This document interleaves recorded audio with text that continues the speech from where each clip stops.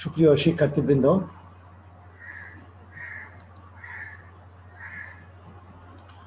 আমরা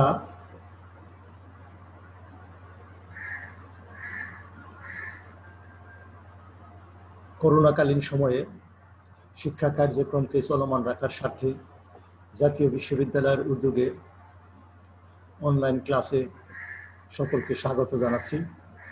সুপ্রিয় শিক্ষার্থীবৃন্দ, আমরা তৃতীয় বর্ষ সম্মান শ্রেণীর 231515 এই কোর্স কোডের ক্লাসটি গ্রহণ করব। আমাদের কোর্সের শিরোনাম আধুনিক দূরপ্রাচ্য ও দক্ষিণ পূর্ব এশিয়ার ইতিহাস। এই অংশে আজকে আমরা আলোচনা করব Vietnam, the first Indo-Chinese war, Vietnam war and emergence of nationalist movement and independence. অর্থাৎ ভিয়েতনাম সম্পর্কে আমরা সংক্ষিপ্তভাবে সবগুলো বিষয় তুলে ধরার চেষ্টা করব। সুপ্রিয় শিক্ষার্থীবৃন্দ, তোমরা আমাদের সাথেই থাকো এই প্রত্যাশা করি। সুপ্রিয় শিক্ষার্থীবৃন্দ, আমরা জানি যে এশিয়ার পূর্ব প্রান্তে অবস্থিত একটি ক্ষুদ্রতর দেশের নাম ভিয়েতনাম। এর বর্তমান সরকারি নাম ভিয়েতনাম সমাজতান্ত্রিক প্রজাতন্ত্র। ভিয়েতনাম ইন্দো চীন উপদ্বীপের পূর্ব উপকূলে অবস্থিত। এর আশেপাশের যে সমস্ত অঞ্চলগুলো রয়েছে আমরা সেগুলো দেখে নেব। এর পশ্চিমে রয়েছে কম্বোডিয়া এবং লাওস, উত্তরে গণচীন, পূর্ব দক্ষিণে চীন সাগর। এর রাজধানীর নাম হ্যানয়। হো চি মিন সিটি বৃহত্তম শহর হিসেবে পরিচিত। এই ভৌগোলিক এলাকা, অর্থাৎ আমরা দেখব যে ভৌগোলিক এলাকা 3,32,338 বর্গ কিলোমিটার। ভিয়েতনামে প্রায় 50টির মতো ভিন্ন জাতিগত ও ভাষাগত গোষ্ঠীর বসবাস। দক্ষিণ পূর্ব এশিয়ার একটি ক্ষুদ্রতম দেশ ভিয়েতনাম। এ দেশে বিভিন্ন জাতি গোষ্ঠীর লোকজনের বা ভাষার লোকজনের বসবাস এবং দেশটি ইন্দো চীন উপদ্বীপের পূর্ব উপকূলে অবস্থিত।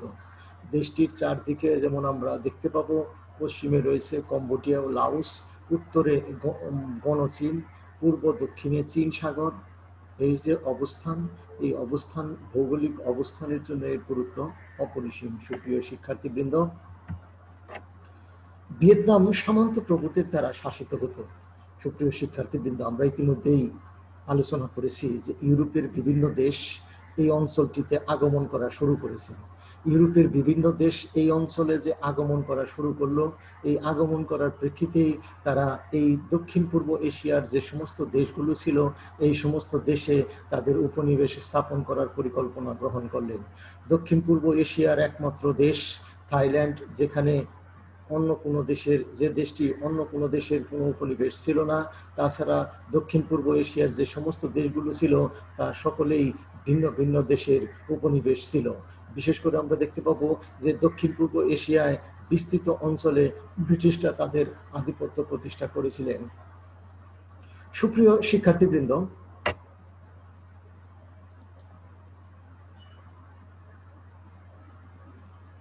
আমরা দেখব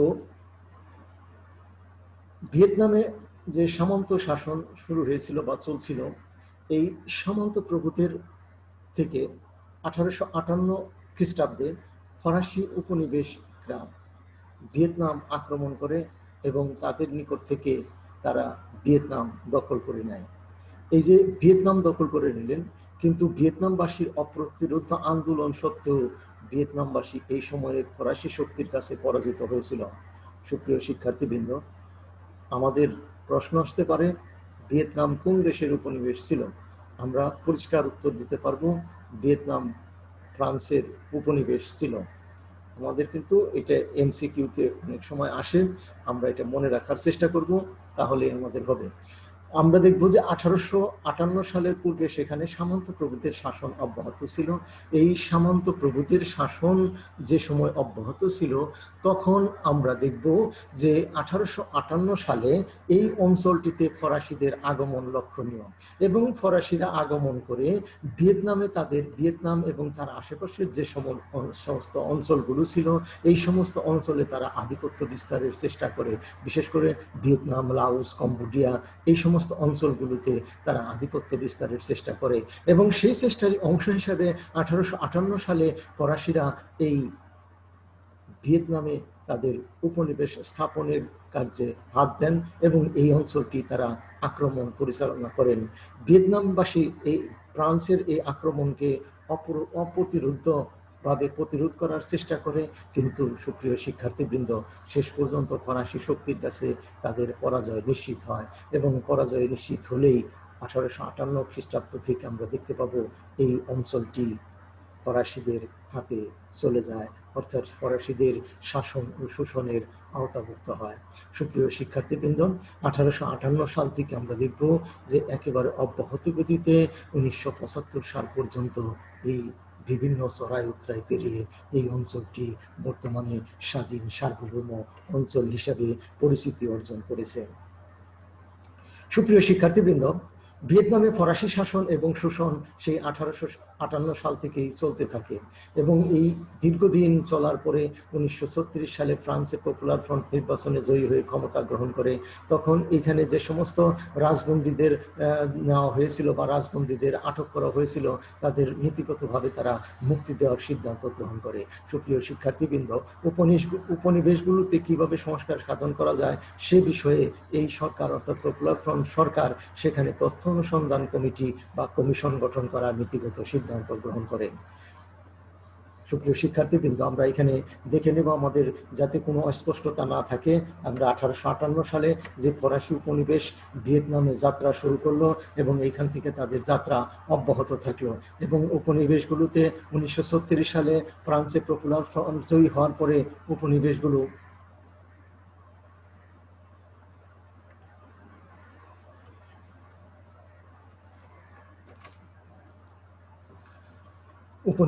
কিভাবে সংস্কার সাধন করা যায় সে বিষয়ে তথ্য সন্ধানী কমিশন তারা নীতিগতভাবে গঠন করার সিদ্ধান্ত গ্রহণ করলো। সুপ্রিয় শিক্ষার্থীবৃন্দ, এই অবস্থায় আমাদের দেখতে হবে যে 1917 সালে রাশিয়াতে রুশ বিপ্লব ইতিমধ্যেই সংগঠিত হয়েছে। সুপ্রিয় শিক্ষার্থীবৃন্দ, আমরা জানি যে 1917 সালে ভ্লাদিমির ইলিচ লেনিনের নেতৃত্বে অক্টোবর সমাজতান্ত্রিক বিপ্লব বা রুশ বিপ্লব দেশটিতে সংগঠিত হয়েছে। এই 1917 সালে যে বিপ্লব সংগঠিত হয়, এই বিপ্লবের ফলে বিশ্ব ব্যবস্থায় দুই ধরনের সামাজিক অবস্থার সৃষ্টি হয়। একটি মার্কিন যুক্তরাষ্ট্রের নেতৃত্বে ও পুঁজিবাদী অর্থনৈতিক সমাজ ব্যবস্থার দেশ, আরেকটি হলো সমাজতান্ত্রিক বিপ্লবের ফলে আরেকটি যে অবস্থার সৃষ্টি হলো সেটা হলো সমাজতান্ত্রিক সমাজ ব্যবস্থার রাষ্ট্র। তাহলে বিশ্ব ব্যবস্থায় বাইপোলার পলিটিক্স বা রাজনীতির সূচনা হলো মূলত 1917 সালের এই অক্টোবর সমাজতান্ত্রিক বিপ্লবের পর থেকে। এখানে বিশ্ব ব্যবস্থায় যে পরিবর্তন হলো, এই বিশ্ব ব্যবস্থায় পরিবর্তনের ফলেই মূলত এই ভিয়েতনামেও তার প্রভাব পরিলক্ষিত হয়েছিল। সুপ্রিয় শিক্ষার্থীবৃন্দ, আমরা জানি যে 1917 সালে ভ্লাদিমির ইলিচ লেনিনের নেতৃত্বে রাশিয়াতে যে বিপ্লব সংগঠিত হয়েছিল, এই বিপ্লবের পর বিশ্বের বিভিন্ন দেশে দেশে মার্ক্সবাদের জনপ্রিয়তা অর্জন করেছিল, এবং লেনিন ও তার যে সমস্ত উত্তরসূরিগণ ছিলেন তারা সমাজতান্ত্রিক সমাজ ব্যবস্থাকে বিশ্বের বিভিন্ন দেশে দেশে প্রচার এবং প্রসারের জন্য আপ্রাণ চেষ্টা করেছিলেন। এই অবস্থায় আমরা দেখব যে ভিয়েতনামের অত্যন্ত সুযোগ্য নেতা হো চি মিন রুশ বিপ্লব বা অক্টোবর সমাজতান্ত্রিক বিপ্লবের দ্বারা প্রভাবান্বিত হয়েছিলেন, এবং লেনিনের যে সমস্ত আদর্শ এবং নীতি ছিল সেই সমস্ত নীতি আদর্শ দ্বারা প্রভাবান্বিত হয়েছিল। এমনকি আমরা দেখব যে মার্ক্সবাদ লেনিনবাদের প্রতি তিনি আকৃষ্ট হয়েছিলেন, যার ফলে তিনি লেনিনের দ্বারা অনুপ্রাণিত হলেন এবং লেনিনের দ্বারা অনুপ্রাণিত হয়ে এই অঞ্চলটিতে সমাজতান্ত্রিক সমাজ ব্যবস্থা প্রতিষ্ঠা করার জন্য আপ্রাণ চেষ্টা শুরু করে দিলেন। তারই অংশ হিসাবে সশস্ত্র বিপ্লবের মাধ্যমে তিনি উপনিবেশের পতন ঘটিয়ে সেখানে সমাজতান্ত্রিক আদর্শ প্রতিষ্ঠা করার জন্য প্রাণপণ চেষ্টা করেন। সুপ্রিয় শিক্ষার্থীবৃন্দ, আমাদের দেখতে হবে যে 1917 সালে অক্টোবর সমাজতান্ত্রিক বিপ্লবের পর বিশ্ব ব্যবস্থা দুইটি অংশে বিভক্ত হয়ে পড়ল। একটা হলো সমাজতান্ত্রিক সমাজ ব্যবস্থা, আর একটা হলো পুঁজিবাদী গণতান্ত্রিক সমাজ ব্যবস্থা। পুঁজিবাদী গণতান্ত্রিক সমাজ ব্যবস্থা যার নেতৃত্ব দিয়েছিলেন মার্কিন যুক্তরাষ্ট্র, আরেকটি হলো অক্টোবর সমাজতান্ত্রিক বিপ্লবের পর সমাজতান্ত্রিক সমাজ ব্যবস্থা যার নেতৃত্ব দিয়েছিলেন সোভিয়েত ইউনিয়ন বা রাশিয়া।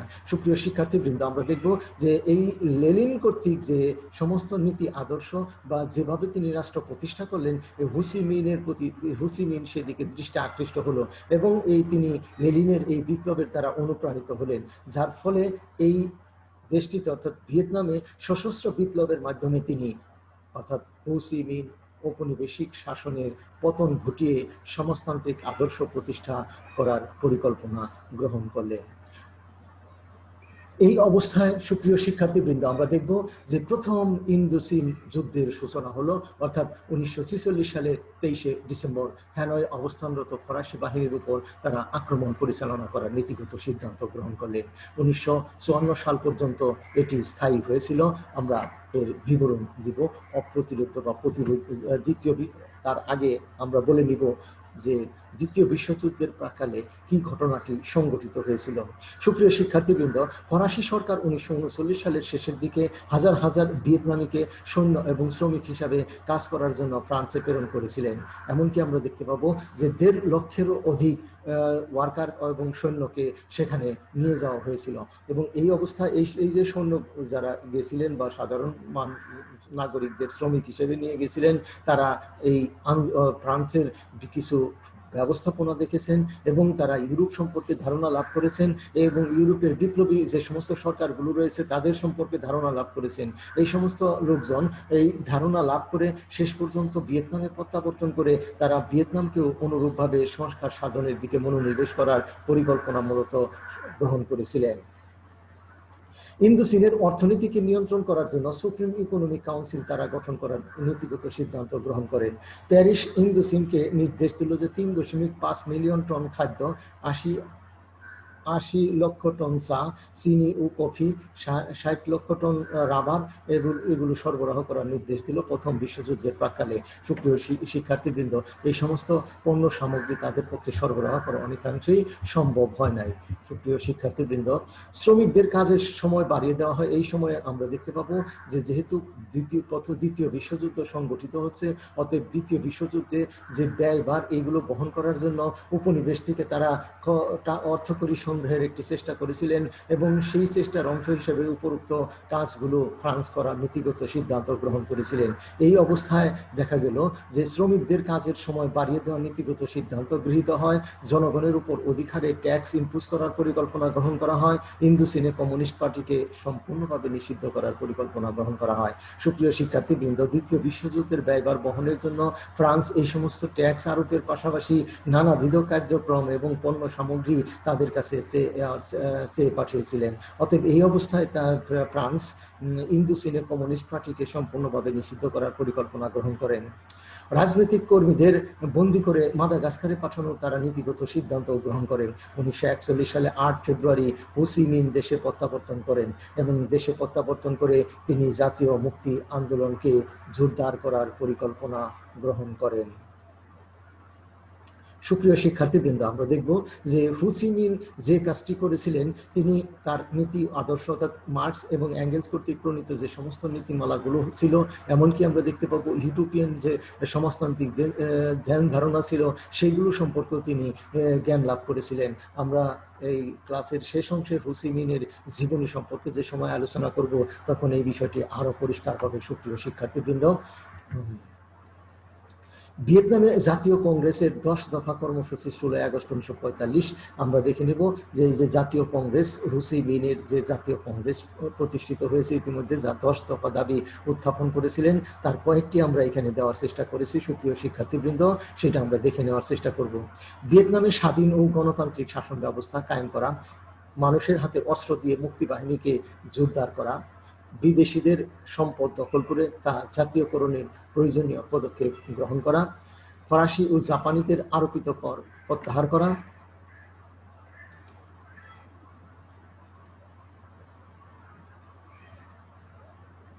মানবাধিকার ও নাগরিক অধিকার প্রদান করা, জমি সমভাবে বন্টন করা, শ্রম আইন তৈরি করা, স্বাধীন জাতীয় অর্থনীতি গঠন করা, স্বাধীনতাকামী রাষ্ট্রের সাথে বন্ধুত্বপূর্ণ সম্পর্ক তৈরি করা। সুপ্রিয় শিক্ষার্থীবৃন্দ,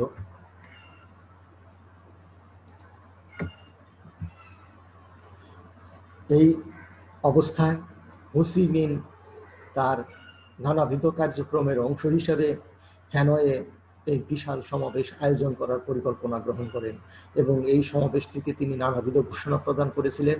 1945 সালের 17 আগস্ট হ্যানয়ে এক বিশাল মানব সমাবেশ করার পরিকল্পনা তিনি গ্রহণ করেন এবং 1945 সালের 19 আগস্ট লক্ষাধিক মানুষের সমাবেশে তিনি বক্তব্য রাখেন। 25 আগস্ট 10 লক্ষ মানুষ সমবেত হয় এবং 87 বছরের ঔপনিবেশিক শাসনের অবসান তারা প্রত্যাশা করে। সুপ্রিয় শিক্ষার্থীবৃন্দ, এখানে লক্ষণীয় বিষয় তাদের হলো ফরাসি শাসন ব্যবস্থা যে শোষণ এবং অত্যাচার তার হাত থেকে রক্ষা পায় ভিয়েতনামবাসীর অভিষ্ট লক্ষ্য এবং সেই লক্ষ্যকে সামনে রেখে হো চি মিন যে কার্যক্রমগুলো গ্রহণ করছে আমরা দেখব যে শত শত হাজার হাজার এবং পরবর্তী সময়ে লক্ষ লক্ষ মানুষ তার সমাবেশে যোগ দিয়ে সেটা একই মত পোষণ করেছেন এবং দীর্ঘদিনের যে ফরাসি ঔপনিবেশিক শাসন রয়েছে এই ফরাসি ঔপনিবেশিক শাসন থেকে তারা মুক্ত হওয়ার আপ্রাণ চেষ্টা করেছে এবং এই অঞ্চলটি যাতে ফরাসি ঔপনিবেশিক শাসনের অবসান ঘটে সেই কারণে তারা এই সমস্ত আন্দোলন সংগ্রামে সক্রিয়ভাবে অংশগ্রহণ করার পরিকল্পনা গ্রহণ করেছে। সুপ্রিয় শিক্ষার্থীবৃন্দ, আমরা দেখব যে 1945 সালে 2 সেপ্টেম্বর রাষ্ট্রপতি হিসেবে হো চি মিন ভিয়েতনামের স্বাধীনতা ঘোষণা করার নীতিগত সিদ্ধান্ত গ্রহণ করেন। 1945 সালে 23 সেপ্টেম্বর ফরাসিরা হঠাৎ করে সাইগনে এই অবস্থায় যে ভিয়েতনামের যে স্বাধীনতা ঘোষণা করা হলো এই স্বাধীনতার পরিপ্রেক্ষিতেই 1945 সালে 23 সেপ্টেম্বর ফরাসিরা হঠাৎ করেই সাইগনের উপর হামলা শুরু করলেন এবং এই হামলার প্রেক্ষিতেই তখন প্রতিরোধ শুরু হয়ে গেল, অর্থাৎ শুরু হয় প্রতিরোধ যুদ্ধ। সুপ্রিয় শিক্ষার্থীবৃন্দ, হো চি মিনের যে স্বাধীনতা ঘোষণা এই স্বাধীনতা ঘোষণার প্রেক্ষিতেই ঔপনিবেশিক শাসন থেকে মুক্ত হয় তাদের অভিষ্ট লক্ষ্য এবং সেই লক্ষ্যকে সামনে নিয়েই তারা কাজ করেছিলেন এবং সেই লক্ষ্যকে তারা কাজে লাগানোর জন্য আপ্রাণ চেষ্টা করেছিলেন এবং তারা চাচ্ছিলেন যে হো চি মিন ভিয়েতনামের যে স্বাধীনতা ঘোষণা প্রদান করেছেন সেই স্বাধীনতাকে অব্যাহত রাখতে হবে এবং ফরাসি শক্তি যাতে আর অদূর ভবিষ্যতে এই অঞ্চলটি তারা আর শাসন করতে না পারে, অর্থাৎ ঔপনিবেশিক শাসনের অবসান ঘটে, এটি তারা প্রত্যাশা করেছেন। সুপ্রিয় শিক্ষার্থীবৃন্দ, এই অবস্থায় ভিয়েতনামবাসী প্রতিরোধ ব্যবস্থা গড়ে তোলার আপ্রাণ চেষ্টা করেন এবং সেক্ষেত্রে হো চি মিন অত্যন্ত সহায়ক ভূমিকা পালন করে। সুপ্রিয় শিক্ষার্থীবৃন্দ, ফরাসিদের সাথে দক্ষিণ ভিয়েতনামে অপ্রতিরোধ যুদ্ধ সংগঠিত হয় এই সমস্ত গেরিলা বাহিনীর। 1946 সালে ভিয়েতনাম সংসদের প্রথম অধিবেশন অনুষ্ঠিত হয়। 1946 সালে ভিয়েতনামে শান্তি প্রতিষ্ঠার লক্ষ্যে প্রথম চুক্তি হয় দা লাভ শহরে। পরে ফ্রান্সের ফন্টেনফ্লো শহরে কিন্তু কোনো সমস্যার সমাধান করতে পারেনি। সুপ্রিয় শিক্ষার্থীবৃন্দ, আমরা দেখে নিব এই ভিয়েতনাম সমস্যাকে কেন্দ্র করে যে সমস্ত বিষয়গুলো কাজ করেছিল। ভিয়েতনামে ফরাসি শাসনকে তারা অব্যাহত রাখতে চেয়েছিলেন কিন্তু যে ভিয়েতনামবাসী ফরাসি শাসনের ঘোর বিরোধী ছিলেন। অতএব এই অবস্থায় আমরা দেখতে পাবো যে সমস্ত চুক্তিগুলো তাদের সাথে স্বাক্ষরিত হয়েছিল এই সমস্ত চুক্তি তারা মূলত কোনো কাজেই আসেনি। সুপ্রিয় শিক্ষার্থীবৃন্দ, 1946 সালের সেপ্টেম্বর মাসে প্যারিস শহরে স্বাক্ষরিত হয় আরও একটি শান্তি চুক্তি, কিন্তু এই এলাকায় এরপরও শান্তি প্রতিষ্ঠিত হয়নি। সুপ্রিয় শিক্ষার্থীবৃন্দ, 1953 সালে প্রতিরোধ যুদ্ধে অনেক বেশি অগ্রসর হয়ে যায় গেরিলা বাহিনী এবং আমরা দেখব যে এই অবস্থায় শেষ পর্যন্ত আমেরিকা ফ্রান্সের পক্ষে এই প্রতিরোধ যুদ্ধে সক্রিয়ভাবে অংশগ্রহণ করার পরিকল্পনা গ্রহণ করে। সুপ্রিয় শিক্ষার্থীবৃন্দ, 1953 1953 সালের এই অপ্রতিরোধ্য যুদ্ধে ফ্রান্স ভীত সন্ত্রস্ত হয়ে পড়ে এবং ফ্রান্সের সেনাবাহিনী হতাহতের পরিমাণ অনেক বেড়ে যায়, যার ফলে ফ্রান্স এই অঞ্চলটি থেকে চলে যাওয়ার নীতিগত সিদ্ধান্ত গ্রহণ করে। নীতিগত সিদ্ধান্ত গ্রহণ করার পরও সুপ্রিয় শিক্ষার্থীবৃন্দ আমরা দেখব যে এই অঞ্চলে 1954 সালের 13ই মার্চ ভিয়েতনাম মুক্তি বাহিনী প্রথম আঘাত হানে দিয়েন বিয়েন ফুতে। এই দিয়েন বিয়েন ফুতে 1954 সালের 23শে মার্চ ভিয়েতনাম মুক্তি বাহিনী প্রথম আঘাত হানে। 30শে মার্চ এই বিমানবন্দরটি দখল করে নেওয়া হয়। 1954 সালের 23শে এপ্রিল মংজান বিমানবন্দর তারা দখল করে। 1954 সালের 1 মে শুরু হয় যুদ্ধের তৃতীয় পর্যায়ের আক্রমণ। 1954 সালের 7 মে দিয়েন বিয়েন ফু দখল করে। সুপ্রিয় শিক্ষার্থীবৃন্দ, এইভাবে যে সময় অপ্রতিরোধ আন্দোলন চলছিল, এই অপ্রতিরোধ আন্দোলনের মাঝে ভিয়েতনাম প্রতিরোধ যুদ্ধ যেভাবে অনুষ্ঠিত হয়েছিল, এই প্রতিরোধ যুদ্ধের প্রেক্ষিতেই আমাদের যে বিষয়টি সবচেয়ে গুরুত্ব পাচ্ছে যে 1954 সালে এই সময়ে ফ্রান্সের প্যারিসে জেনেভাতে আরেকটি সম্মেলন সমঝোতা চুক্তি স্বাক্ষরিত হয়। প্রথমে ইন্দোচীন যুদ্ধের পর 1954 সালের 20শে জুলাই জেনেভায় এক ধরনের সমঝোতা চুক্তি এই শক্তিগুলোর মধ্যে স্বাক্ষরিত হয়। সুপ্রিয় শিক্ষার্থীবৃন্দ, এই সমঝোতার পরও শেষ পর্যন্ত আবারও কিন্তু এই যুদ্ধটি সংগঠিত হয়েছিল। এই সমঝোতায় ভিয়েতনাম, ফ্রান্স, চীন, সোভিয়েত ইউনিয়ন এবং ইংল্যান্ডের প্রতিনিধি দল স্বাক্ষর করেন। জেনেভা সমঝোতার যে সমস্ত বৈশিষ্ট্যগুলো ছিল সেইগুলো সুপ্রিয় শিক্ষার্থীরা আমরা জেনে নেই। ভিয়েতনামকে 17 ডিগ্রি অক্ষরেখা বরাবরে বিভক্ত করার নীতিগত সিদ্ধান্ত গ্রহণ করা হয়। সুপ্রিয় শিক্ষার্থীবৃন্দ, আমাদের কিন্তু অনেক সময় এমসিকিউ বা প্রশ্ন আসতে পারে যে ভিয়েতনামকে কত ডিগ্রি অক্ষাংশ বরাবরে বিভক্ত করা হয়েছিল। ভিয়েতনামকে 17 ডিগ্রি অক্ষাংশ বরাবরে বিভক্ত করার নীতিগত সিদ্ধান্ত গ্রহণ করা হয়েছিল এবং এটা ভিয়েতনামকে উত্তর ভিয়েতনাম এবং দক্ষিণ ভিয়েতনাম তা কি দ্বারা বিভক্ত করা হলো? 17 ডিগ্রি অক্ষাংশ বরাবরে এইটাকে বিভক্ত করা হলো। একটা হলো উত্তর ভিয়েতনাম আর একটা দক্ষিণ ভিয়েতনাম। 17 ডিগ্রি অক্ষরেখার উত্তরে কমিউনিস্ট আধিপত্য প্রতিষ্ঠিত হয় এবং দক্ষিণে বিরোধী সরকার বাওদাইয়ের আধিপত্য প্রতিষ্ঠিত হয়। সুপ্রিয় শিক্ষার্থীবৃন্দ, আমরা দেখে নিলাম যে ভিয়েতনামকে তারা এই জেনেভা চুক্তির মাধ্যমে দুইটি অংশে বিভক্ত করা হয়েছে। জেনেভা চুক্তির মাধ্যমে ভিয়েতনামকে দুইটি অংশে বিভক্ত করা হয়েছে। একটা হলো 17 ডিগ্রি অক্ষরেখার বরাবরে বিভক্ত করা হয়েছে, একটা 17 ডিগ্রি অক্ষরেখার উত্তরে, যেখানে উত্তরাংশে হো চি মিনের নেতৃত্বে কমিউনিস্ট আধিপত্য প্রতিষ্ঠিত হয় এবং দক্ষিণে বাওদাই সরকারের আধিপত্য প্রতিষ্ঠিত হয়।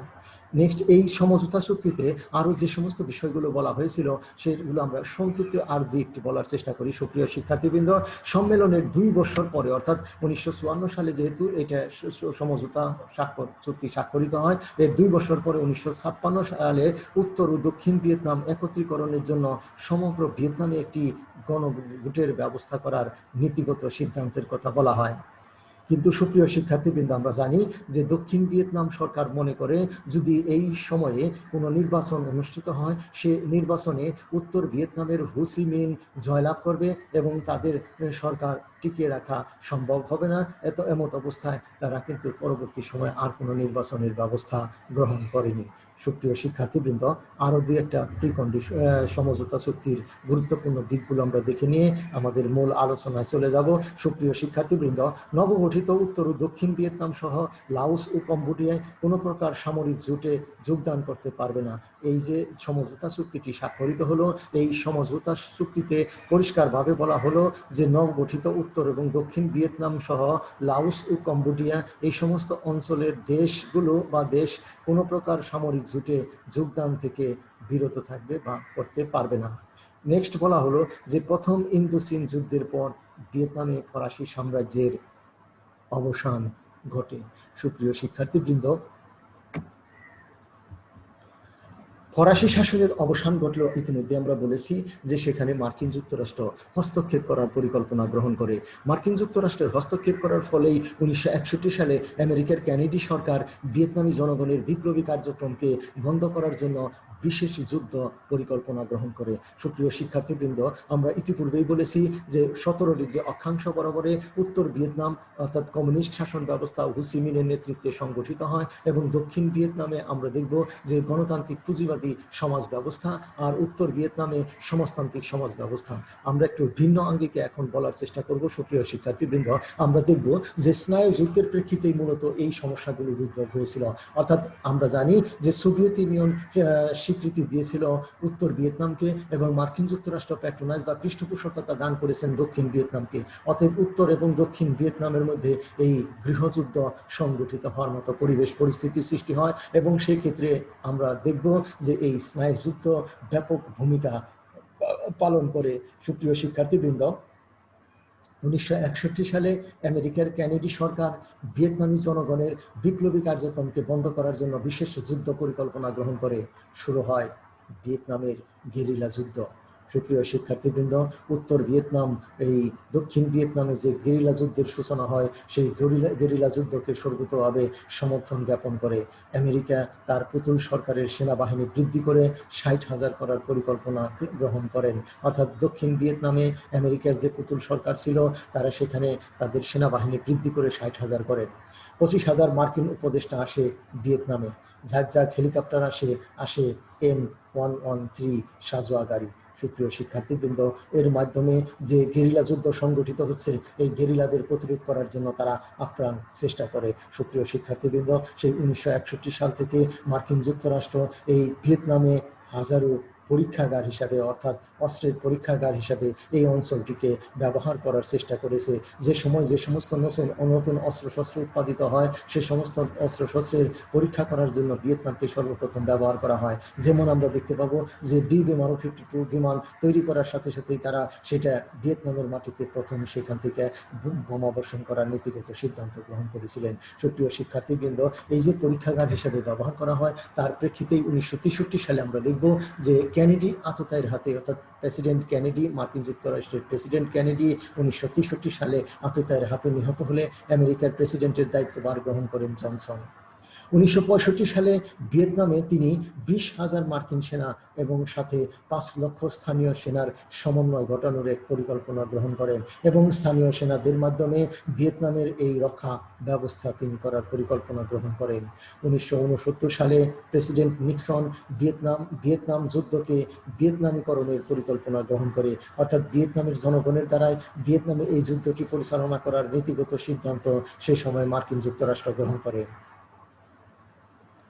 সুপ্রিয় শিক্ষার্থীবৃন্দ, আমরা দেখব যে এই যে ভিয়েতনামের যুদ্ধ, ভিয়েতনামীকরণ, যার ফলে ভিয়েতনামের ব্যাপক ক্ষয়ক্ষতি সাধিত হয়েছে।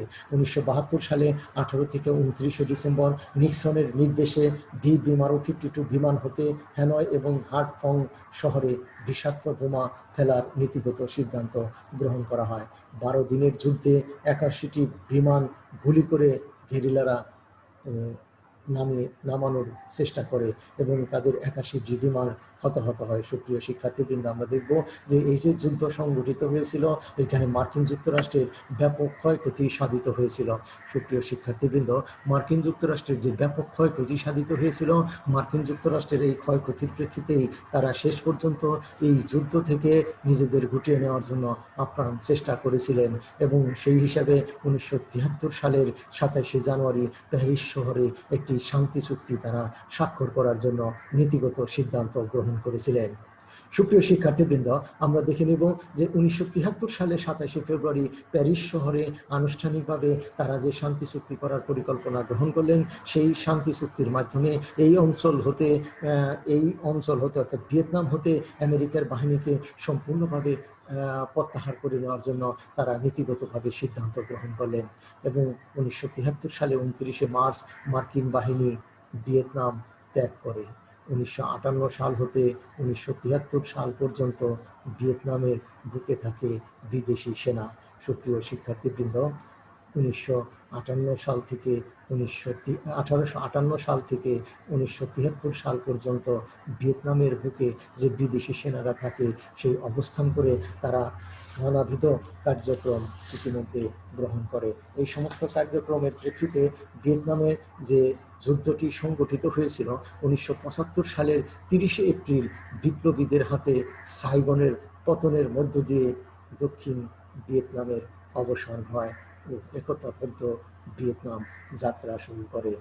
এবং এই যে একতাবদ্ধ ভিয়েতনামের যাত্রা শুরু করে, যার ফলে আমরা দেখব যে এই অঞ্চলটিতে মার্কিন প্রভাব, ফরাসি প্রভাব অনেক আগেই বিলুপ্ত হয়েছিল, মার্কিন প্রভাব থেকেও তারা অনেকাংশে মুক্ত হয়েছিল।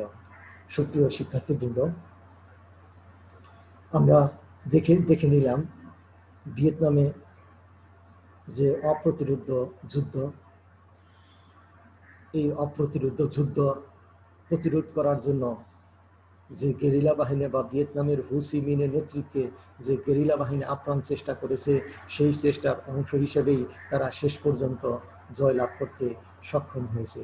সুপ্রিয় শিক্ষার্থীবৃন্দ, আমরা এই যে দেখলাম যে 1858 সাল হতে 1973 সাল পর্যন্ত ভিয়েতনামের বুকে বিদেশি সেনারা অবস্থান করেছিলেন এবং 1975 সালে 30 এপ্রিল বিপ্লবীদের হাতে সাইগন সরকারের পতনের মধ্যে দিয়ে দক্ষিণ ভিয়েতনামের অবসান হয় এবং একতাবদ্ধ ভিয়েতনামের যাত্রা শুরু হয়।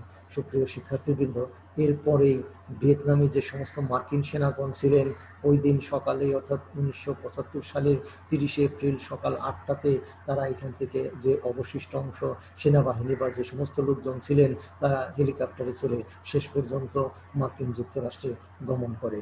সুপ্রিয় শিক্ষার্থীবৃন্দ,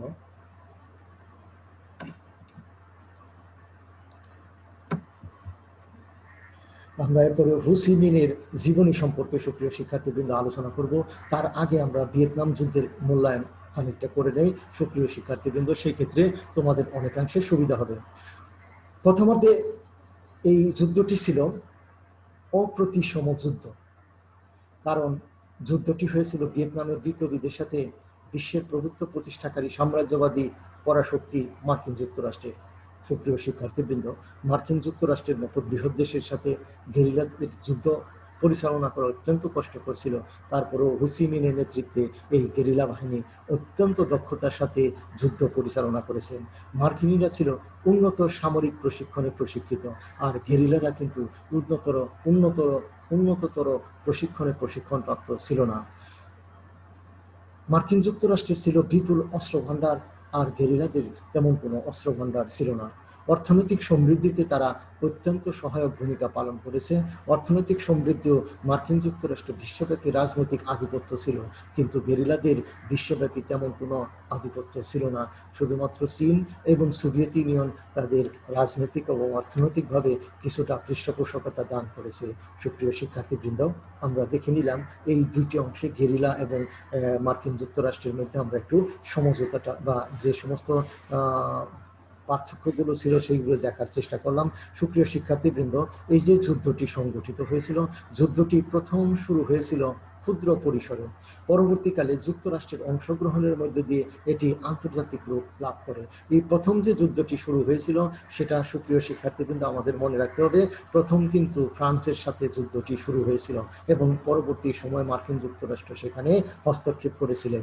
সুপ্রিয় শিক্ষার্থীবৃন্দ, যুদ্ধের কৌশল হিসাবে বিপ্লবীরা গ্রহণ করেছিল গেরিলা পদ্ধতি, আর বিপ্লবীদের সামরিক কর্মপন্থার তাত্ত্বিক রূপ ছিল মার্ক্সবাদের বৈপ্লবিক আদর্শ।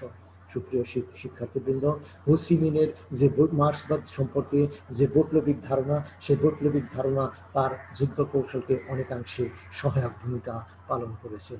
সুপ্রিয় শিক্ষার্থীবৃন্দ, আমরা দেখব যে সাম্রাজ্যবাদী মার্কিন যুক্তরাষ্ট্র ভিয়েতনামকে তার অস্ত্রের পরীক্ষাগার হিসাবে ব্যবহার করলেও বিপ্লবীদের উন্নত রণকৌশলের কাছে পরাজিত হয়ে ইন্দোচীন ছাড়তে শেষ পর্যন্ত মার্কিন যুক্তরাষ্ট্র বাধ্য হয়েছিল। সুপ্রিয় শিক্ষার্থীবৃন্দ, আমরা ইন্দোচীন যুদ্ধ সম্পর্কে আলোচনা করলাম এবং ভিয়েতনামের যে গেরিলা বাহিনী তাদের প্রতিরোধ সম্পর্কে আমরা আলোচনা করার চেষ্টা করলাম। সেই প্রতিরোধ যুদ্ধে যে ব্যক্তি নেতৃত্ব প্রদান করেছে, সুপ্রিয় শিক্ষার্থীবৃন্দ, আমরা এখন তার জীবনী সম্পর্কে সংক্ষিপ্তভাবে আলোচনা করার চেষ্টা করব। এই ভদ্রলোকের নাম হলো হো সি মিন। হো সি মিনের জীবনী। হো সি মিন কিন্তু তার ছদ্মনাম, প্রকৃত নাম হলো নোয়েন তাত খান। প্রথমে ছদ্মনাম নোয়েন আই কুয়েক। 1890 সালের 19 মে ভিয়েতনামের নগেয়ান প্রদেশের কিম ইলিয়েনে এই দেশপ্রেমিক শিক্ষিত কৃষক পরিবারে তার জন্ম হয়। সুপ্রিয় শিক্ষার্থীবৃন্দ, কিশোর বয়সে ফরাসি সাম্রাজ্যবাদ বিরোধী আন্দোলনে তিনি যোগদান করার পরিকল্পনা গ্রহণ করেন। উদ্দেশ্য ইউরোপের দেশগুলোতে গমন করে তাদের আন্দোলন সম্পর্কে জানা। ইউরোপে যে সমস্ত বিপ্লব ইতিপূর্বে সংগঠিত হয়েছে, বিশেষ করে আমরা জানি ফরাসি বিপ্লব থেকে শুরু করে অন্যান্য যে সমস্ত বিপ্লবগুলো 1917 সালে অক্টোবর সমাজতান্ত্রিক বিপ্লব, এই সমস্ত বিপ্লব সম্পর্কে ধারণা লাভ করা তার প্রধান উদ্দেশ্য ছিল। এই কারণে তিনি বিভিন্ন সময় ইউরোপের দেশে দেশে গমন করেছেন। 1911 সালে সাইগন বন্দর হতে ছাড়ে এমন জাহাজে তিনি পাচকের কাজ নিয়ে দেশ ছাড়লেন হো সি মিন। 1911 সালের জুলাই মাসে পৌঁছে ফ্রান্সের মার্সাই শহরে তিনি কখনো পাচকের কাজ, কখনো ওয়েটারের কাজ, কখনো বাগানের মালির কাজ, কখনো বরফ সরানোর কাজ করেছেন। অর্থাৎ তার জীবনে বিচিত্র অভিজ্ঞতা থেকে তিনি এগুলোকে কাজে লাগানোর চেষ্টা করেছেন এবং তার পাশাপাশি তিনি বিভিন্ন শ্রমিক আন্দোলনের সাথে সক্রিয়ভাবে অংশগ্রহণ করেছেন। তিনি যে দেশেই গমন করেছেন সেই দেশের শ্রমিক নেতাদের সাথে যোগাযোগ রক্ষা করার একটি চেষ্টা করেছেন এবং সেই সূত্র ধরেই আমরা দেখব যে এই সমস্ত কর্মকাণ্ডে তিনি সক্রিয়ভাবে অংশগ্রহণ করেছিলেন। রাজনৈতিক কর্মকাণ্ডে তার অংশগ্রহণ, বিদেশে কর্মরত শ্রমিক সংগঠনে যোগদান, আমেরিকাতে কৃষ্ণাঙ্গ জনসভায় যোগদান, ফ্রান্সে শ্রমিক আন্দোলনে অংশগ্রহণ। 1918 সালে হো সি মিন যোগ দিলেন ফরাসি সোশ্যালিস্ট পার্টিতে। 1920 সালে হো সি মিন ফ্রান্সের প্রকৃত বিপ্লবীদের সাথে হাত মেলান এবং 1924 সালে তিনি চীনে গমন করেন। সুপ্রিয় শিক্ষার্থীবৃন্দ, ভিয়েতনামে শ্রমজীবী জনসাধারণকে সংগঠিত করাই তার প্রধান উদ্দেশ্য ছিল এবং এই উদ্দেশ্যকে সামনে রেখে 1925 সালে তিনি চীনে রিভলিউশনারি ইউথ অ্যাসোসিয়েশন অফ ভিয়েতনামের কার্যক্রম শুরু করেন এবং সেই সংগঠনটি 1928 সাল হতে সমগ্র দেশ জুড়ে ধর্মঘট পালন করার নীতিগত সিদ্ধান্ত গ্রহণ করেন। 1919 সাল হতে 1930 সাল পর্যন্ত 43টি ধর্মঘট এই সময়ে সংগঠিত হয়। 1929 সালে বিশ্বব্যাপী মহামন্দা দেখা দেয় এবং এই মহামন্দার সময়েও আমরা দেখব যে তারা এই ধর্মঘটকে অব্যাহত রেখেছিলেন। সুপ্রিয় শিক্ষার্থীবৃন্দ, 1929 সালে হংকং শহরে অনুষ্ঠিত হয় রিভলিউশনারি ইউথ অ্যাসোসিয়েশন অফ ভিয়েতনামের জাতীয় কংগ্রেস এবং এই জাতীয় কংগ্রেস থেকেই তারা কিছু নীতিগত সিদ্ধান্ত গ্রহণ করেছিলেন। 1930 সালে হো সি মিন হংকংয়ে গমন করে যে সমস্ত ক্ষুদ্র ক্ষুদ্র রাজনৈতিক দলগুলো ছিল তাদের সাথে একত্রিত হয়ে একক রাজনৈতিক সংগঠনে পরিণত করার আপ্রাণ চেষ্টা করেন এবং সেই চেষ্টার অংশ হিসাবে 1931 সালে সংগঠনটির নাম পরিবর্তন করে রাখা হয় ইন্দোচীন কমিউনিস্ট পার্টি। সুপ্রিয় শিক্ষার্থীবৃন্দ, আমরা নিম্নোক্ত বইগুলো অনুসরণ করতে পারবো। সুপ্রিয় শিক্ষার্থীবৃন্দ, তাহলে আমরা সুপ্রিয় শিক্ষার্থীবৃন্দ কোনো প্রশ্ন থাকলে তোমরা করতে পারো। সুপ্রিয় শিক্ষার্থীবৃন্দ,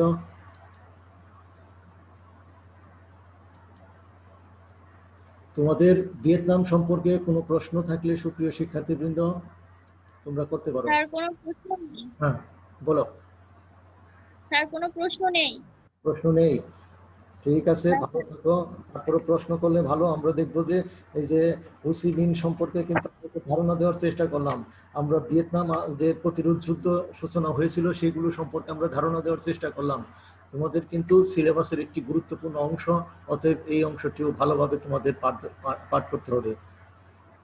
সুপ্রিয় শিক্ষার্থীবৃন্দ, সমস্যা না থাকলে, আর যদি সমস্যা থাকে তাহলে বলো কোনো ধরনের কোনো প্রশ্ন। ওকে, থ্যাংক ইউ। ভালো থাকো। এই করোনাকালীন সময়ে তোমরা ঘরে থাকো, ভালো থাকো, সুস্থ থাকো, এই প্রত্যাশা করে ধন্যবাদ। আসসালামু আলাইকুম স্যার।